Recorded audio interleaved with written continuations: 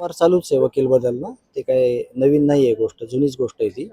परंतु आज ज्या प्रकारे आरोपींच्या वकिलांनी किंवा आरोपींनी की जे सरकारी वकील आहेत संतोष अण्णा देशमुख प्रकरणातील, ते बदलण्यात यावे असा एक अर्ज दिला होता. तर तो आज अर्ज रिजेक्ट केलेला आहे.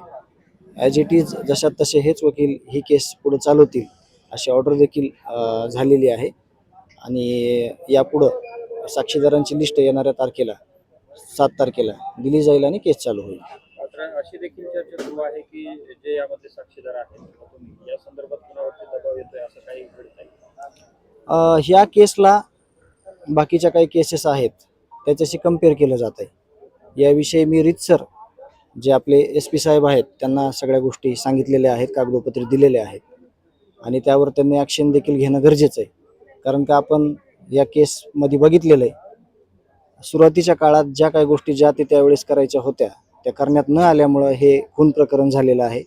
त्याच पद्धतीनं आज वेगवेगळ्या नंबरवरून काही कॉल येत आहेत आणि ते कॉल कुठल्या नंबरवरून येत आहेत आणि कोण कशा संदर्भात करतायत त्याचे आम्ही रीतसर अर्ज दिलेले आहेत SP ऑफिसला. त्यावर लवकरात लवकर ॲक्शन व्हावी.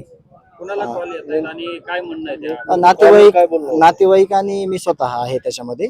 आता त्याच्यात ॲक्शन काय होती आम्ही रीतसर दिलेलं आहे तसं पत्र. त्यावर मी जर आज SP साहेब असतील तर मी त्यांना भेटणार आहे. काय त्यामध्ये धमकी दिली जाते, नेमकं काय दबाव आणला जातो असं म्हणजे अंदाज काढला जातोय की समजा ही केस कशाने थांबवल.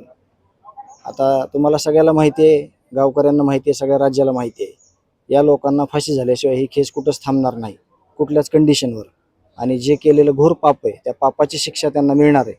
म्हणून जे काही खडा टाकून बघण्याचं काम चालू आहे किंवा ज्या काही गोष्टी चालू आहेत त्या चुकीच्या आहेत आणि त्या संदर्भात आपण लिगली SP साहेबांना कळवलेलं आहे. धमकी आहे का ऑफर आहे? नाही, त्याला नाही आपल्याला सांगता येणार काय आहे ते, परंतु ते म्हणजे आता त्याच्यात पुढं आपण त्याच्यात इंटरेस्ट घेत नाही कुठल्या गोष्टीत, म्हणून आपल्याला त्या संदर्भात बोलता नाही येणार. ते ॲक्शन SP साहेबांनी पोलीस प्रशासनानं घेतली पाहिजे. म्हणून ह्याचं उत्तर जे आहे किंवा ते काय आहे ते SP साहेब किंवा पोलीस प्रशासनानं सांगणं गरजेचं आहे.